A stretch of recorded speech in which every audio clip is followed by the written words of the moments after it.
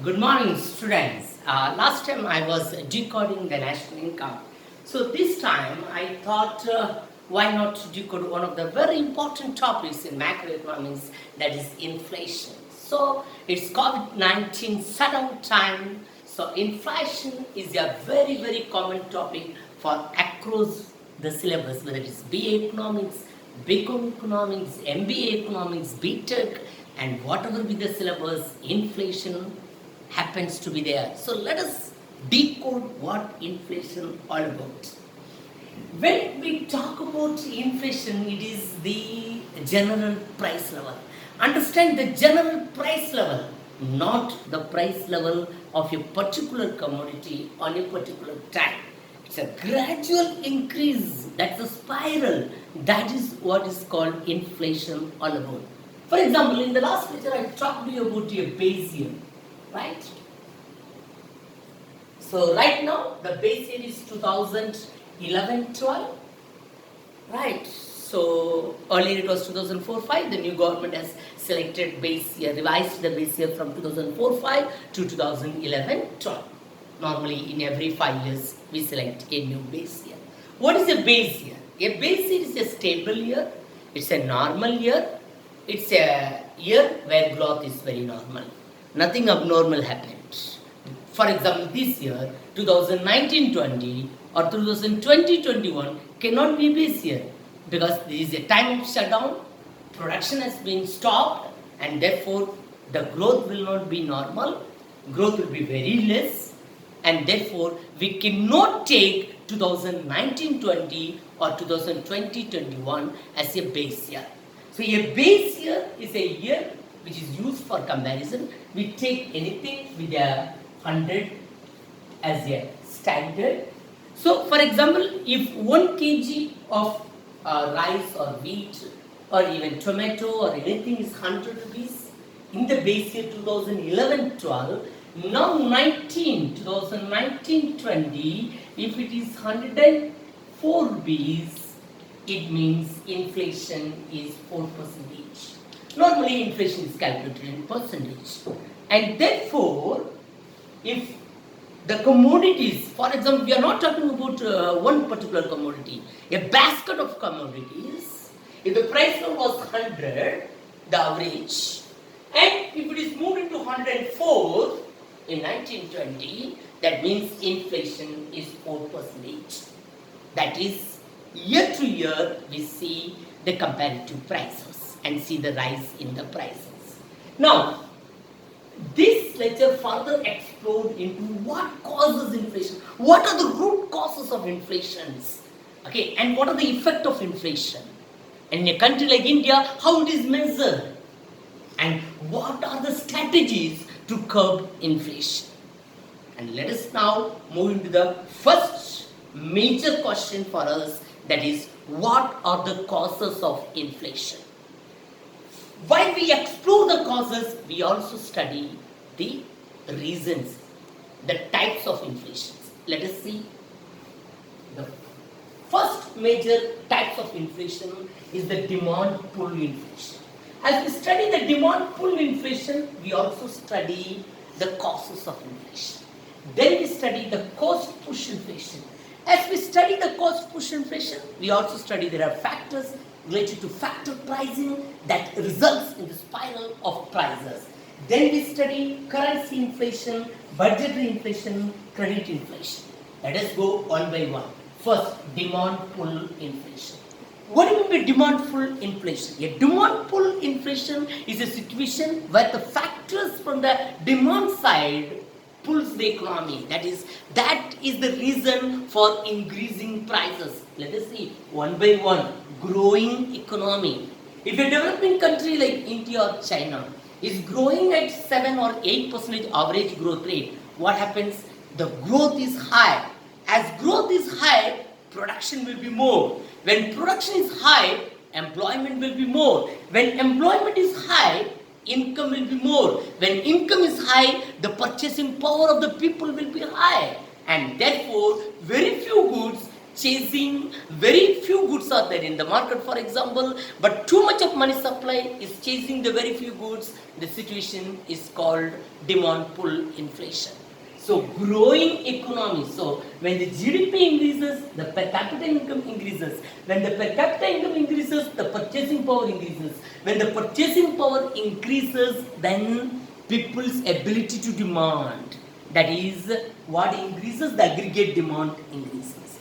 When the aggregate demand increases beyond the full employment level, beyond the output level, then the inflationary gap creeps in. And that's how the inflationary tendency comes into the market or in the economy. Now, second one is the expectation of inflation. People always expect, we always driven by some psychological factors are there. That's what all about the subject matter of behavioral economics. We, the human beings, always in future, we always care about the future. We want to take care about the future. If of all the price increase, what will happen? So we want to buy the products now rather than waiting for a future period of time. That's always a pull factor. So expectation of inflation. Then the marketing and new technology. As technology is increasing, we are getting information about many things, about the arrival of many new products in the market. That also causes the demand pull inflation. And then the discretionary policy of the government. The discretionary policy is a fiscal policy. For example, deficit financing. Government resorts to deficit financing when it borrows and the money supply increases. And when the money supply increases more than what is required, too much of currency chases very few goods, demand pull inflation creeps in. Then, of course, the expansion of money supply by the central bank of that country. Our central bank is the Reserve Bank of India. So when Reserve Bank of India resorts to money supply, increasing the money supply, as its policy tool, what happens? It contributes to the demand pull inflation. Now let us come to the cost push inflation. Another important reasons for inflation is cost. That cost we call it the factor cost. Two major factor costs, one is wage, another is profit. The wage one, if it is causing inflation, it is called wage push inflation. For example, laborers in Bengal, laborers in Kerala always demand high wages. Then what the producers do?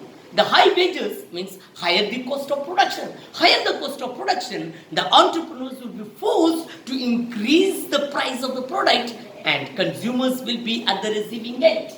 So that is called wage push inflation. Another is profit push inflation. The entrepreneurs keep a major role. They play a major role in inflation. For example, if entrepreneurs crazy about profit, keeps a higher margin of profit, that can also cause inflation. That triggers an inflation called profit push inflation. Then disasters, disasters like flood, drought, and right now we are under the grip of COVID-19. This makes supply chain very difficult. Suddenly there is supply shock. Since there is a supply shock, the price level will higher, and such high in the price level is called cost push inflation. Then is the depletion of natural resources. For example, water. As we dig out, what happens is that we take a lot of water resources. What happens is that the water becomes shortage. When there is a shortage of any commodity, what will happen? That too much of money supply chase the very few goods. What happens? There will be higher in the price level. Such price level is what is called cost push inflation. Then there is a possibility of monopoly. What monopoly is all about? Monopoly is a situation of single seller. So the monopoly serves the consumer with product of lasting distinctiveness. When he serves the consumer with product of lasting distinctiveness, what does take place? He gives a high price. A monopoly always serves the consumer with exorbitant price so that to enjoy the monopoly profits. Then comes government regulations and taxation. For example, now GST. If suddenly GST is increased on several goods, what will happen? The producer will pass on the burden to the consumers. Remember, indirect tax where the impact and incidence of taxation can be passed on, unlike the direct tax. In income tax, it is not possible. If it is imposed on a particular individual, he or she has to pay. But on the other hand, indirect tax, that is GST, if it is imposed on the producer, what producer will do? Producer will pass on to the consumers. Because in the case of indirect tax, the impact and incidence can be passed on to the consumers. Now we come to the higher administrative prices. Price products like petrol. These are higher administrative prices. If the government keeps a higher prices, petrol, and that is very much indispensable for transportation. So government increases the price in petrol, transportation cost will increase, and transportation is essential to bring the essential commodities to the market, and they will pass on to the consumers. The vegetable price, the fruit price will increase. So government administered price, if it increases, it will cause us cost push inflation. And products like in agriculture, government always support the farmers with minimum support price, and if those prices are very high, naturally the agricultural commodities which are coming into the market, the consumer will be forced to pay higher price. That is called cost push inflation. Apart from demand pull and cost push, there are other inflation like currency inflation. Currency inflation is a situation. It doesn't happen in a country like India because we have excellent central bank, but other countries like Zimbabwe, Venezuela, it happened where the central bank of those countries printed too much currencies. It may cause currency inflation. It doesn't happen in India because we have an excellent central bank, Reserve Bank of India, one of the finest central bank in the world. So now we come to the budgetary inflation. If the finance minister resorts to deficit financing, and deficit financing may cause inflation, such inflation is called budgetary inflation. And finally, the credit inflation. Credit inflation is the inflation caused by the credit creation process of the commercial bank. As you know, commercial banks have their freedom to lend money. So when their lending capacity increases, particularly at a time when RBI reduces CRR and other rates, the lending capacity of commercial bank increases. So when the lending capacity of commercial bank increases, they pump more money into the economy, so too much currency chasing very few goods, calling that credit inflation. Apart from that, inflation is very often also classified based upon rate. If inflation is somewhere around say 2 to 4%, we call creeping inflation, that is mild inflation. Okay, and economists are of the belief that creeping inflation or mild inflation is very much essential. It is sine qua non. Only when there is an incentive to produce, producers will produce. Why they produce if there is no incentive? And therefore, a government should never control inflation below 2% or 3%. And then just putting that we have controlled inflation. It's of no use. So if you control inflation below 2%, also it is no use. Because there won't be any incentive to produce more. Being a producer, I am not here to serve the people like Gandhiji. I am here to make profit.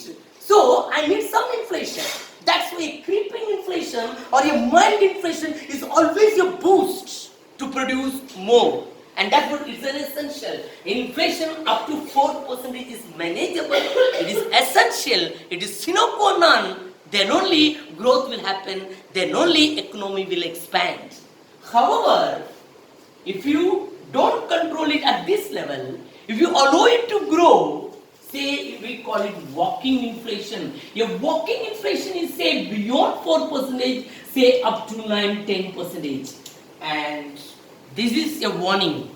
Your walking inflation is a warning to the government. Get up, take some actions, fiscal policies. Ask the central bank to take some monetary policies. Okay, curb your import. Okay, curb your export. So this type of warnings where you get, that is called walking inflation. But if you allow it to further, it is called galloping inflation when inflation goes beyond 10%. And that is dangerous. And that danger will end up with the last one, hyperinflation or runaway inflation. Hyper or runaway inflation means an inflation where the price level increases 50% or more, even 100%. That happened in Venezuela, that happened in Zimbabwe, where inflation moved beyond 50%, 100%. That is very dangerous. Okay, so inflation at very less also very dangerous. Inflation at very high level is also dangerous, and that's why in an economy like India, always the walking inflation is where we can control around 4 to 6% is always good.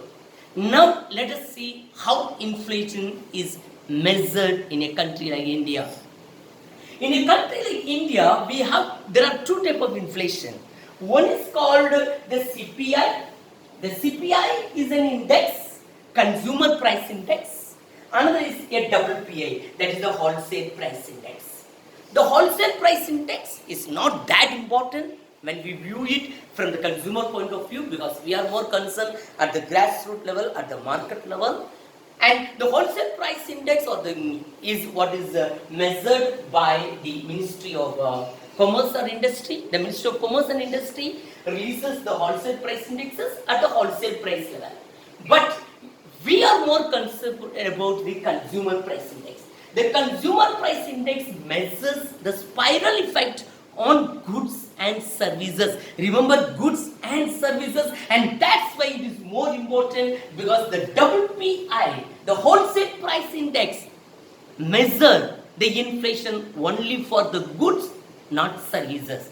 But the CPI, that is consumer price index, measures not only on goods but also on services, and that too after the distribution, after the supply chain, not at the wholesale level, at the retail level, at the market level, where you and me, the consumer, buy the goods.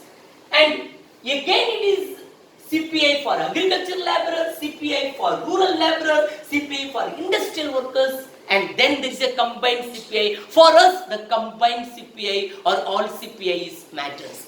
Then a $1 billion question arises, how do you measure? We measure giving all the goods some weightages. How do we in India give weightage? In India, we give weightage, major weightage we give to food and beverages. The food and beverages, we give around 45% weightage. We take in a basket of goods and services, wherein we give more importance to food and beverages, out of which we take more importance to cereals. Cereals we give importance of 9.67%, milk 6.6, and vegetables 6.04. These are the three products in food, under category of food. That's why the food inflation is a big inflation in a country like India and China. Then it's miscellaneous. In miscellaneous, we take transportation, we take health, we take education, we take housing. So 10% weightage we give for housing, 8.59 we give for transportation, health 5.89, education 4.46. So these are the different weightages in the consumption basket. Then now we comes exactly, once we measure it, the next big question is the effect. The effect of inflation. What are the effects of inflation? The big effect, we know the price level increases. That's why you and me, the consumers, the poor people are very much affected, because when price level increases, it eats away our purchasing power. So the poor people are the worst hit in the inflation because of the pricing increase. When price increases, remember, we have the same income, and therefore it decreases our purchasing power. Income doesn't increase proportionate to increase in the commodity of the price of the commodities. Then increased spending. Increased spending is also one of the reasons, because you spend more, your income remains same. So you spend more, naturally your saving will fall. So decreased saving. See, this is the reason of this. So price increases, your purchasing power decreases. Saving decreases because your spending increases. Next, decreasing bond values. If at all you purchase some bonds, then or debentures, their values decreases in the inflation time. And then another big harmful effect of inflation is some traders, they hoard the commodities. We have seen it recently in the case of onion. The onion sellers hoarded the onions, they release the onion when the price level increases. Remember, it is very dangerous. And hoarding is another harmful effect. Another harmful effect is hyperinflation, that is what we studied, inflation beyond 50%. So there are some gainers there are some losers. Who are the gainers? Who are the losers? Let us see. The gainers are the businessman. The producer is the gain because he or she gets more. The farmers, of course, farmers are gainers because they get more for their outputs. The debtors are gainers, but creditors are losers because they are returning the very same amount. Bankers are gainers, producers are gainers, speculators are gainers, but who are the losers? The fixed income, the salary class people are losers because we get the fixed income. Though DAs are increased, it's not increased according to the increase in the cost of living, and therefore the fixed income people, the salary class people are the big losers. The poor people are the big losers. The creditors are losers, the bond holders or the debenture holders are the losers. So these are the gainers, these are the losers. Now, in the last part of this lecture, that is how inflation can be controlled. How inflation can be controlled, we come to the policies. What are those policies? These policies are, we can divide into what? We can divide into monetary policies and the fiscal policies. Monetary policies are the policies which are framed by the Reserve Bank of India, and fiscal policies are the policies framed by the government. So let us study these two in detail. The first is monetary policies. The monetary policies, remember, and the fiscal policies. Who are the one who does the monetary policies? Remember, who is the authority? The monetary authority of the nation is the Reserve Bank of India. In our case, Reserve Bank of India. Okay. And the quantitative techniques which are employed by Reserve Bank of India, many of them we can summarize into bank rate, okay, cash reserve ratio, repo rate, reverse repo rate, okay, and then finally the open market operation. Let us see in this time how the Reserve Bank of India uses these tools to control inflation, or the opposite of inflation is deflation. So let us see, there are two cases. One case is inflation, another case is deflation. Right? So what is inflation? What is deflation? Inflation is a situation where too much of currency is there, you have to curb it.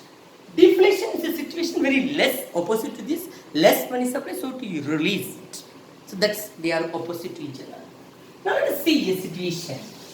Bank rate. So first of all, you have to study what is bank rate. It is the rate at which RBI rediscount the approved bills or other securities of commercial banks. Okay, at the time of rediscounting. Remember, rediscounting. And this rate can be increased, then money will become clear. So during inflation, what Reserve Bank of India will do, they will increase the bank rate. During deflation, they will decrease the bank rate. So when they increase the bank rate, what will happen? Bankers will be discouraged, their lending capacity will reduce. When they reduce the bank rate, the lending capacity of the bankers will increase, they will pump more money, deflation can be checked. Now come to CRR, cash reserve ratio. What is CRR? Every commercial bank is supposed to keep a particular percentage of their current account and fixed deposit with Reserve Bank of India. And that ratio is what is called CRR. And Reserve Bank of India has the power to increase it or decrease it according to what? According to the inflation or deflation. If there is inflation, what RBI will do? RBI will increase the rate. When RBI increase the CRR, what will happen? Commercial banks are forced to keep more reserve with central bank. What will happen? More money will go to central bank, less money will be with commercial bank, their lending capacity is reduced, and thereby inflation will be controlled. So to control inflation, CRR is increased, reverse, CRR will be reduced to control deflation. So that they will keep less money with RBI, their kitty will increase, their lending capacity will increase, they can lend more. Right now during COVID-19, RBI has reduced it. Now, repo rate. Repo rate, repurchase rate. It is the rate at which commercial banks borrow from commercial. central bank. So when they borrow, they keep it a higher borrowing rate. Naturally, they will be discouraged. They will have lesser money. If market is suffering from deflation, RBI will reduce the repo rate so that commercial bank can easily borrow from RBI at a lower rate and they can lend to the consumers because their lending capacity will go up. So is reverse repo rate. Reverse repo rate happens what? Reverse repo rate is a rate at which the commercial bank and all, they park their extra money. Today, in the last week, when our RBI governor has come with the second monetary policy to fight the COVID-19, he said around 6 lakh crore of commercial bank is lying with Reserve Bank of India. Now they want to discourage it. So what they will do it? They will reduce, they will increase. Sorry. What they have to do it? They have to reduce the reverse repo rate, because the reverse repo rate is when it is reduced or when it is increased, it will either encourage or discourage. So I am keeping more money with Reserve Bank of India if I get a fair return. If I don't get a fair return, what I will do? I will not park my money with Reserve Bank of India. I will be discouraged. Rather, the commercial bank will lend more to the people. So according to the situation, you either increase the reverse repo or decrease the reverse repo. Now we come to the open market operation. Open market operation is a situation where the Reserve Bank of India buys securities or sells securities. When Reserve Bank of India buys securities, what happens from the financial institutions? Okay, they buy the securities. So Reserve Bank of India have to give the money. So what will happen? Reserve Bank of India buys securities when there is deflation. Reserve Bank of India sells securities when there is. So when RBI sells securities, securities will come from RBI to commercial bank, and the extra money supply will come from commercial bank to RBI. So what will happen? The inflation is controlled, because all financial institutions have to pay money to RBI to buy the securities, because it's RBI securities, high goodwill, okay, high reputation. So banks will rush in the market to buy securities from RBI. So what will happen? Money will come to RBI and securities will go to the hands of financial institution. So during inflation they sell securities, during deflation they buy securities. Now let us see, these are the monetary policies. But what happens if the government comes with fiscal policy? Remember, the difference between monetary and fiscal is that monetary policies are under the control of Reserve Bank of India, but fiscal policies are under the control of government. So when government comes with policies, okay, normally government comes with policies where the biggest policy is taxation. So government comes with policies in taxation, okay, either tax cut or tax increase, it is called a fiscal policies. Government can come, policy on exports. Government can come, policy on imports. Okay, right, quota control, etc. Foreign exchange, foreign exchange of course will be taken care by the Reserve Bank of India. So whatever the fiscal, whatever the government brings, whatever a finance minister brings, the policies, okay, so that to increase, for example, public borrowing. So when government brings the public borrowing, okay, when government brings the deficit financing, okay, these are the tools government effectively uses to control the inflation. So when government brings with a number of policies, it is called fiscal policies. Normally, government brings the policies at the time of budget, because budget is one of the important policy doctrine. The budget presented in the parliament speaks the government's voice. Okay, so whatever there in the budget documents, the budget proposals, they are all fiscal policies. So fiscal policies are policies announced by the finance minister on behalf of the government. Monetary policies, the policies related to CRR, the policies related to bank rate, the policies related to repo, the policies related to reverse repo, right? The policy related to open market operation, these are announced by RBI governor on behalf of the RBI. So anything announced by RBI is called monetary policies. Anything announced by government, it is taxation, export, import, public borrowing, deficit financing, these are all called fiscal policies. Together these they combat inflation. Remember, combating inflation does not mean approving inflation and do it below 2%. No, I already told. Inflation to some extent, inflation to 4%, up to 4%. The creeping inflation, the mild inflation is always essential. Inflation becomes dangerous when inflation creates a inflationary gap. That is when aggregate demand is greater than aggregate supply in such a way that too much of money supply is chasing very few goods, creating an inflationary gap. That means the output remains constant, but demand, there is excess demand, creating inflationary gap, and that is very dangerous. We have to stop it. Thank you.